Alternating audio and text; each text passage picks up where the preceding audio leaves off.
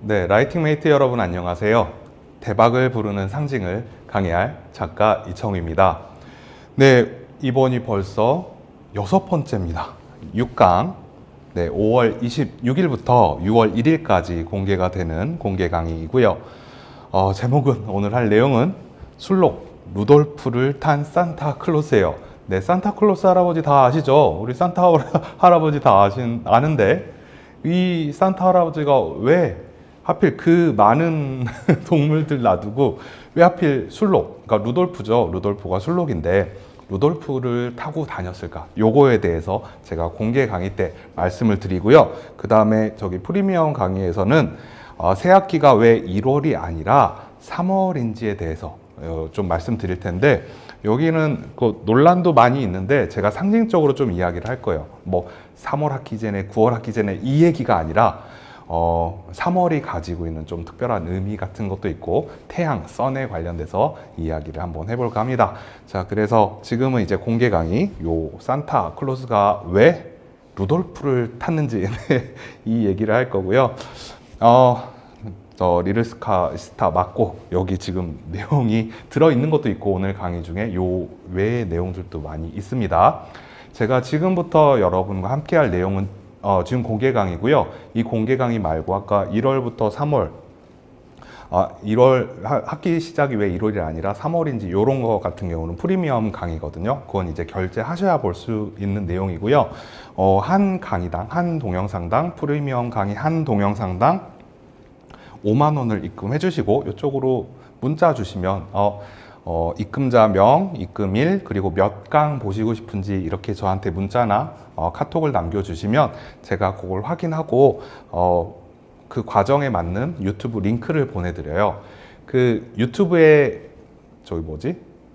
구독한다고 다 볼 수 있는 게 아니라 요 링크가 있어야 꼭 볼 수 있거든요. 그래서 꼭 요 링크 잘 보관하시고요. 입금 계좌는 우리은행 1005-001-626600 혹은 문자는 010-3038-7895로 문자 주시거나 아니면 카카오톡 이지스리거든요. 제가 더보기란에 자세히 써놓겠습니다. 그거 참고하셔서 프리미엄 강의 신청해 주시면 될 것 같습니다. 자, 지금부터는 이제 진짜 요 내용에 들어갈 건데 아직은 우리가 한여름이라 좀 뭐랄까 크리스마스 분위기가 좀 안 나요. 그래서 제가 이걸 좀 나중에 할까 하다가 흐름상 지금 필요해서 좀 넣긴 했는데요. 겨울이었으면 조금 더 신이 났을 텐데 너무 더운 여름이라 그래도 좀 여름 생각하면서 시원하시라고 좀 이렇게 그런 의미도 좀 있을 것 같네요. 산타클로스, 산타 할아버지 언제까지 선물을 주셨을까요? 보통 네, 우리 어린 아이들 언제까지 산타 할아버지가 주신 선물이야 이거 언제까지 이런 얘기하죠? 보통 한 유치원쯤까지 얘기하지 않나요? 그리고 이제 초등학생 되면은 알죠? 이거 엄마 아빠가 사준 거네 뭐 이렇게 알기도 하고 그런데 자, 이게 어쨌든 산타클로스, 우리 산타 할아버지라고 하는데 산타클로스가 뭘 타요? 루돌프를 타요. 루돌프 사슴코는 이렇게 나오죠. 이 루돌프를 타는데 자, 이 루돌프가 좀 논란이 있는 경우도 있어요. 뭐 사슴이네, 술록이네, 뭐 무스네, 엘크네, 뭐 등등등 여러 가지 썰이 있어요. 여러 가지. 근데 우리는 보통 사슴으로 많이 알고 있어요. 왜냐하면 그 크리스마스 노래 때문에 루돌프 사슴코는 이렇게 사슴이라고 딱 명명이 돼가지고 흔히 사슴으로 많이 알고 있습니다. 근데 사실 요것도 상징이 있어요. 그러니까 그 예전부터 저는 항상 말씀드릴 때 뭐 몇백 년 전 요 얘기를 하는 게 아니라 저는 5,000년 전, 10,000년 전 그러니까 정말 원신들 살던 그런 정말 고대인들이 생각했던 그걸 제가 말씀드리고 있거든요. 그래서 요것도 그 예전부터 기원이 있었어요. 5,000년, 10,000년 전 고대인들도 요와 관련된 상징들이 있었는데 그걸 제가 오늘 말씀드릴까 합니다. 자, 사실 요게 사슴은 아니고요. 사실 그 술록이에요, 술록. 산타클로스가 타는 그 썰매를 끄는 거는 사실 사슴이 아니라 술록이에요. 그래서 보통 우리가 사슴이라고 하면 이미지가 어때요? 그러니까 우리 생각에, 지금 우리 한국 사람들 생각에 사슴이라고 하면 제일 머릿속에 탁 드는 게 이런 꽃사슴. 한국에 사는 토종 사슴, 꽃사슴이죠. 수컷 꽃사슴이고, 뭐 동물원 가면 어때요? 볼 수 있고, 사슴 자체가 그렇게 막 큰 짐승은 아니죠. 좀 그냥 뭐 말보다 좀 작은 느낌도 들고 아마 이럴 거예요. 그리고 더구나 이제 암컷이나 아기 사슴 같은 거 보면 어때요? 되게 좀 그 큰 개보다는 크고 소나 말보다는 훨씬 좀 작고 요런 짐승이란 이미지가 좀 있습니다. 그게 우리가 가지고 있는 사슴이라는 이미지인데요. 그래서 이런 우리가 보는, 대한민국 사람들이 동물원에서 보는 이 한반도 땅에 살아가는 이 꽃사슴의 이미지 때문에 우리는 사슴을 그렇게 위험한 짐승이라고 생각하진 않죠. 뭐 군대에 다녀온 분들이 가끔 뭐 고라니 얘기는 하는데, 고라니도 막 엄청 큰 짐승은 아니니까. 그리고 또 어렸을 때 봤던 동화 영향도 좀 많이 받아요. 아기 사슴 밤비죠. 이 이미지가 어때요? 너무 사슴 그러면 좀 우리 그런 얘기도 있잖아요. 사슴 같은 큰 눈망울 막 이런 얘기도 있잖아요. 그래서 뭔가 사슴 하면은 순한 이미지, 좀 부드러운 이미지, 좀 연약한 이미지죠. 우리는 이런 걸 좀 가지고 있습니다. 어찌 보면 이게 우리의 편견이 될 수도 있고, 이게 우리의 어떤 배경 지식이 될 수도 있는데, 이래서 좀 오해하는 경우도 있습니다. 자, 그게 뭘 오해하냐면, 제가 아까 산타클로스의 썰매를 끄는 건 제가 술록입니다, 이렇게 말씀을 드렸어요. 그러니까 우리 생각에 뭐 술록? 아, 그건 뭐 사슴 비슷한 거 아니야? 뭐 사슴이네, 이렇게 생각하시는 분들도 계실 거예요. 실제 술록은 어디에서 주로 서식을 하냐면, 사슴은 따뜻한 데서, 우리나라 같은 데서 잘 자라는데, 술록은 요렇게 생겼거든요. 술록. 그러니까 사슴하고 비슷한데, 뭐라 그럴까? 이게 조금 더 추운 지방에 사는 거예요. 그러니까 러시아 막 이런 데서, 시베리아 벌판 이런 추운 지역에서 주로 서식을 해요. 술록은 따뜻한 지역에서 못 살아요. 딱 보니까 그렇게 생겼죠. 뭐 털도 굉장히 두꺼운 것 같고, 두꺼운 가죽, 뭐 옷 입는 그런 느낌이 들잖아요. 그래서 이건 따뜻한 데서 사는 짐승이 아니에요. 이렇게 눈밭에서, 추운 곳에서 사는 짐승이에요. 그런데 이 술록이라는 게 생각보다 큽니다. 우리는 지금 사슴, 술록, 뭐 그거네, 이렇게 생각을 하는데, 아니 이게 여기다 사슴을 놔두면 사슴이 한 요만할까? 술록이 훨씬 더 커요. 그리고 훨씬 더 뭐랄까, 등발이 좋다 그럴까? 우리 상상 이상으로 커요. 그리고 또 사슴이라는, 그러니까 사슴과 동물들, 사슴 계열로 분류되는 이런 동물들이 있는데, 특징이 뭐죠? 뿔이 있잖아요. 머리에 뿔이 있어요. 대부분의 사슴과 동물들은 수컷은 뿔이 있고, 아까 꽃사슴 봤을 때 수컷 꽃사슴 뿔이 있었죠. 근데 암컷은 없었어요. 암컷은 뿔이 없었어요. 대부분의 사슴은 수컷만 뿔이 있고, 사슴과 모든 동물들 통틀면 수컷만 뿔이 있고 암컷은 뿔이 없어요. 근데 술록은 수컷도 뿔이 있고 암컷도 뿔이 있어요. 그래서 술록 같은 경우는 잘 보시면 애기 빼고는 다, 암컷이든 수컷이든 다 뿔을 가지고 있어요. 요게 술록의 특징이에요. 그래서 요또 지금 술록인데요. 사슴과 동물들을 이제 비교해 봤어요. 다 체격 같은 걸 다 비교해 봐요. 그러면 뭐 사람 키가 요 정도 되는데, 우리는 보통 요런 디어, 꽃사슴 같은 걸 생각해요. 디어 이렇게 생각하는데, 술록 같은 경우는 요거보다 조금 더 커요. 요 정도? 엘크 요 정도 사이즈는 될 거예요. 그리고 사슴 중에서 진짜 큰 거, 저 캐나다라든지 어디지, 시베리아에 가끔 요런, 뭐라 그러지, 무스라고 해서 엄청 큰 이런 사슴들도 존재합니다. 실제로 요것도 굉장히 커요. 이러고 보니까 어때요? 아니, 우리가 알던 요런 꽃사슴하고 차원이 다르네. 우리는 사슴 하면은 순둥순둥한 이미지, 여리여리한 이미지인데, 사실 술록 정도만 돼도, 술록 정도만 돼도 거의 사람이 함부로 못할 정도 사이즈거든요. 사슴은 굉장히 생각보다 큰 짐승이에요. 우리가 너무 작은 사슴들만 봐서 사슴은 연약해 이렇게 생각하지, 아니요. 이런 무스, 엘크 이런 거 보면 그 캐나다에서도 막 도망 다니기 바빠요. 실제로 캐나다 같은 데서 사람을 가장 많이 해치는 동물 1위가 무스래요. 무스, 사슴.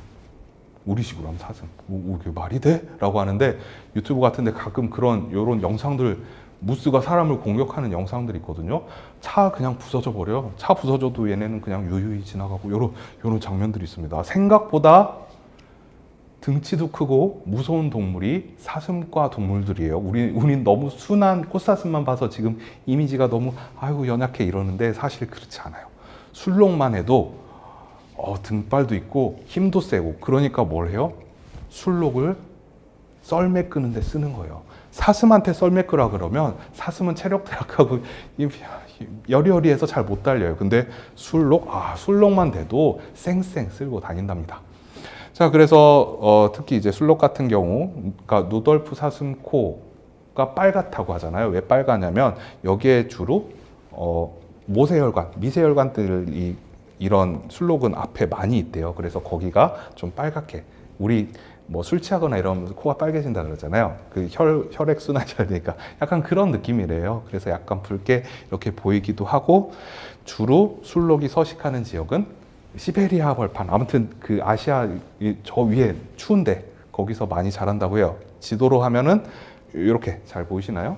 세계지도 있고, 우리나라 위쪽에 만주 위쪽에 거의 러시아, 시베리아 위쪽 쭉 해가지고 캐나다 위쪽 이렇게 추운 지방에서 이 술록이 잘 자란다고 합니다.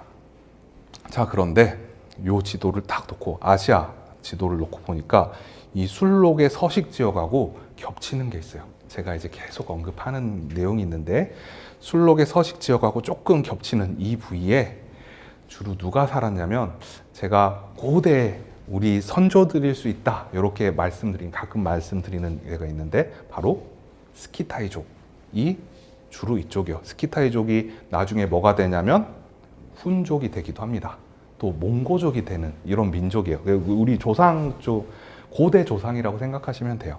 그래서 아까 그 지도랑 겹쳐 보이면 한 요 정도는 술록이 살고 있는 지역이라고 할 수 있습니다. 자, 술록은 이렇게 따뜻한 지역, 우리 온대기후라 그러죠. 그런데 못 살고 이렇게 냉대기후, 부기가 60도쯤 된 이런 저온 지역에서 많이 사는 생물이라고 합니다. 자, 그런데 요쯤에 있는 생물들을 통틀어 보면, 그러니까 시베리아 쉽게 생각하면 우리 생각하면 그 시베리아 벌판, 거기에 있는 생물들 중에서 가장 좀 뭐랄까 힘이 세고 파워풀하고 등치가 큰 생물이 뭐가 있을까? 그게 술록이래요. 우리는 얼핏 생각에 아니 뭐 코끼리도 있고 이러지 않을까? 근데 코끼리는 저 추운 지역에서 못 살아요. 이 지역에서 시베리아 벌판에서 살 수 있는 게 뭘까? 덩치 큰 거. 끽하면 곰, 잘하면 호랑이. 자, 곰, 호랑이. 갑자기 뭐 생각나죠?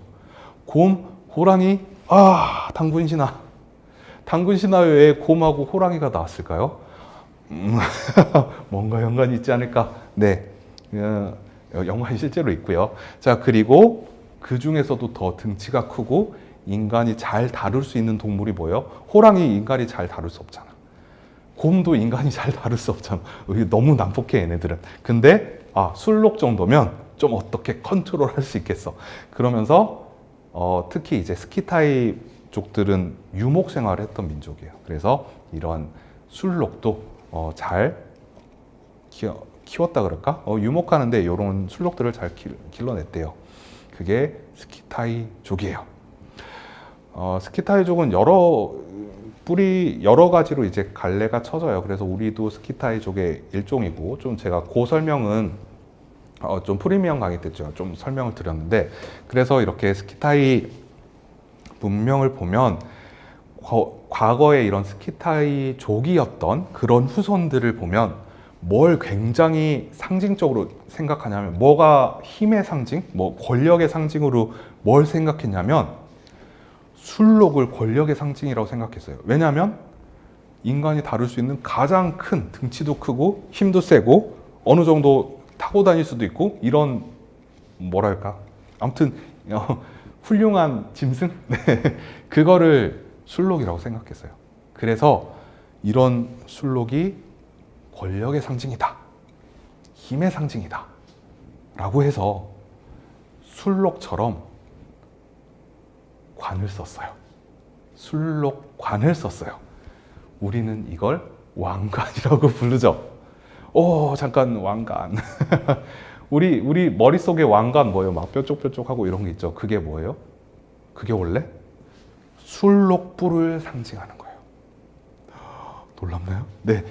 자, 이 술록, 처음에는 이렇게 정말 술록불 모양처럼 생기고, 여기 막 사슴 모양도 이렇게, 아예 처음에는, 야, 나는 술록의 왕이야, 뭐 이런 느낌이에요. 술록의 왕이 뭐예요? 이 시베리아 벌판, 스키타이족의 내가 지도자야, 리더야, 이런 느낌이에요, 술록관이. 자, 근데 요런 진짜 뿔 모양만, 술록 뿔 모양만 닮은 이런 왕관도 썼고요. 또 이렇게 사슴 같은 걸 아예 새겨가지고 이런 것도 왕관으로 썼어요, 과거에는. 근데 이게 이제 점점점 시대를 거치고 후대로 이렇게 전해지면서 이게 뭐 만들기 복잡했는지 아니면은 또 다른 어떤 그 이미지 같은 게 더 씌워져서 그런지 이게 점점 이제 다른 형태로 변하는데요. 이제 이렇게 만들기도 너무 복잡하고 멀리서 봐도 한눈에 딱 보여야죠. 왕관이, 왕이네, 우리 리더네, 이게 멀리서 봐도 한눈에 보여야겠죠. 그래서 조금 더 이제 단순화하고 형상화가 됩니다. 그래서 이런 술록관들이 어떤 식으로 발전하게 되냐면 바로 이런 형태로 이제 발전하게 됩니다. 가만히 있자, 이런 거 이제 어디서 많이 본 것 같은데, 여러분 아마 이런 생각이 드실 거예요. 자, 스키타이족의 후손인데 한반도 쪽으로 이렇게 내려와서 살았던 후손들이 있어요. 그 후손들이 만든 나라가 있는데 그 나라가 무슨 나라냐면 바로 신라입니다. 그래서 신라는 스키타이의 후손이고 그 대표적인 증거가 왕관이에요. 왕관이 무슨 모양이에요? 술록의 뿔 모양이에요. 이제 신라까지 오면 이런 식으로 형상화가 됩니다. 저기 술록불 맞아요? 맞아요. 그러니까 이게 우리는 한자, 너무 그냥 한자 문화권에 있어서 출자 왕관이라고 그러거든요. 출같이 생겼다고. 근데 이 출자를 왕관을 쓴 게 아니라 이게 원래 모양이 뭐였냐면 술록의 뿔을 상징한 거예요. 이거 옆에서 보면 어떻게 보이는지 알아요? 옆에서 보면 요렇게 생겼어요. 뭐 같아요? 이것만 봤을 때 몰랐는데, 이거 보니까, 술록불, 사슴뿔이나 술록불이 맞는 것 같아. 좀 이런 생각 들지 않으신가요? 네, 맞아요. 신라는 스키타이의 후손이에요. 훈족의 후손이에요. 흉노족의 후손입니다. 그러니까 우리가 흉자가 약간 흉악하다 막 이런 생각을 하는데, 그게 아니라 스키타이의 후손이란 뜻이에요. 흉하다는 뜻이 아니에요. 흉노족이 흉하다는 뜻이 아니에요. 그리고 북방 민족을 뜻하기도 합니다. 그렇게 사슴관이 아니죠. 술록뿔관을 쓰는 거는 스키타이족의 후손이다, 이렇게 생각하시면 되고, 왜 사슴뿔, 요런 술록뿔 모양을 썼느냐? 시베리아 벌판, 당시 거기서는 술록이 굉장한 권력의 상징인 짐승이었다. 그러니까 그걸 이렇게 쓰게 된 거죠. 지금도 제가 얼마 전에 저 시골 담양이죠. 거기서 어떤 전시를 하는데 태초의 풍경 막 이런 전시를 하는데 여기에 술록 같은 게 이렇게 있는 거예요. 저 그래서 이거 여기 술록 이런 상징 아는 사람이 좀 기획을 했나? 그래서 제가 가서 봐야겠다 그랬는데 안타깝게도 제가 이 날짜를 놓쳐서 이걸 못 봤는데 뭔가 좀 아는 사람이 상징을 아는 사람이 이걸 기획하지 않았을까 그런 생각이 들고요. 이 술록이란 게 대표적으로 뭘 상징하냐면 특히 북극성 숭배 사상을 상징하는 대표적인 동물입니다. 이 북극성 숭배 사상은 주로 북반구에 있는 사람들 중에서도 제가 아까 말씀드린 스키타이족이 살았던 데 있죠. 약간 덥지 않고 약간 추운 지역에서 살던 사람들, 그 사람들이 주로 북극성 숭배 사상을 많이 믿었어요. 뭐 믿었다기보다는 북극성을 많이 숭배했고 하늘의 뜻을 따르고자 했어요. 그래서 그 사람들이 마침 그 지역에 가장 훌륭한 짐승, 뭐라고 생각했다고요? 술록. 그래서 술록은 또 다르게 표현하면 북극성 숭배 사상을 대표하는 동물이라고 볼 수 있습니다. 제가 아까 뭐 서식지라든지 이런 건 제가 말씀드렸고, 술록불이 나중에 뭐가 됐다? 왕관이 됐다. 요거까지 알아두시면 될 것 같고요. 자, 그러면 이제 산타클로스가 이제 술록이죠. 술록으로 보이죠.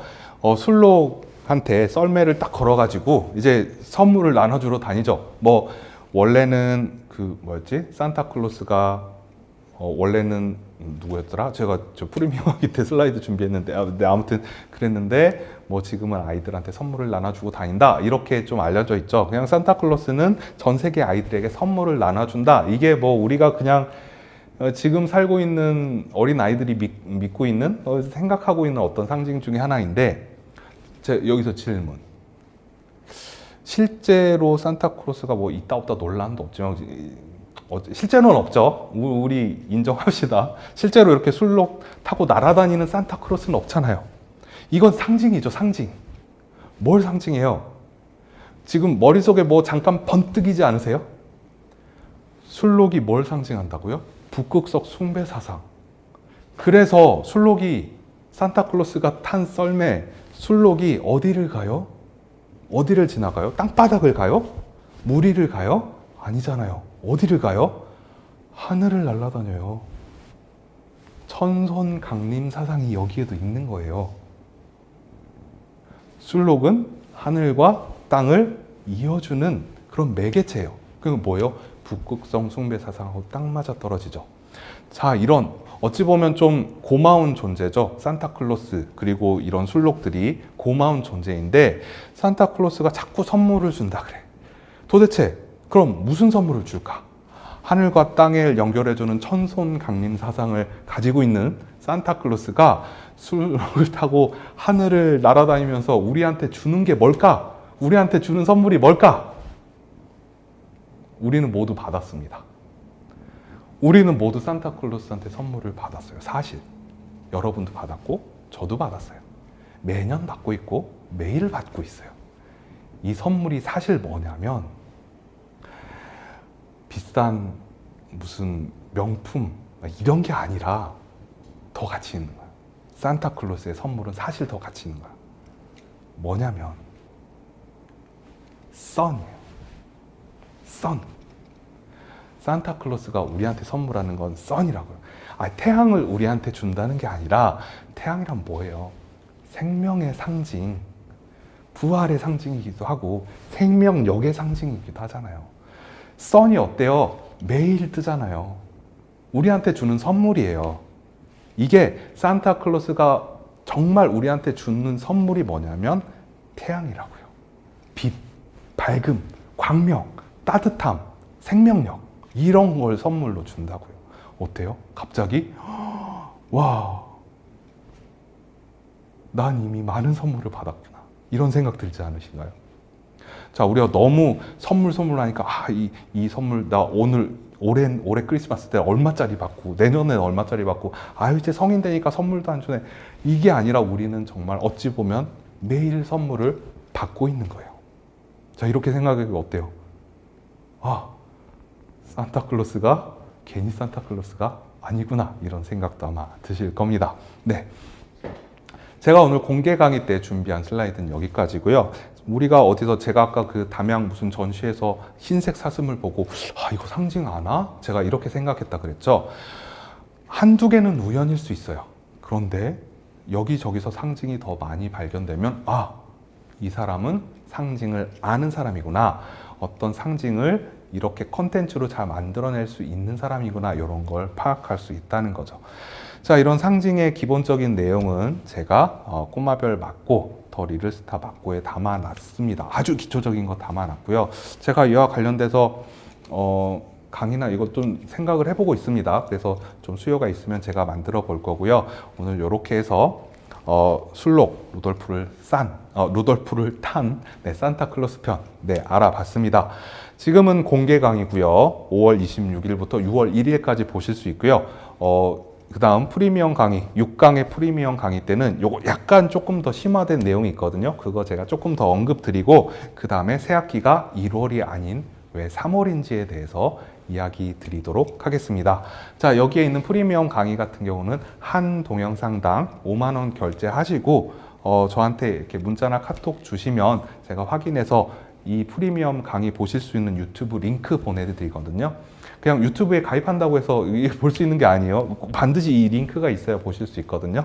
그래서 요거 꼭 받으시고 프리미엄 강의도 시청하시면 여러분이 상징을 이해하고 여러분 컨텐츠로 녹여내는데 큰 도움이 되리라 생각이 듭니다.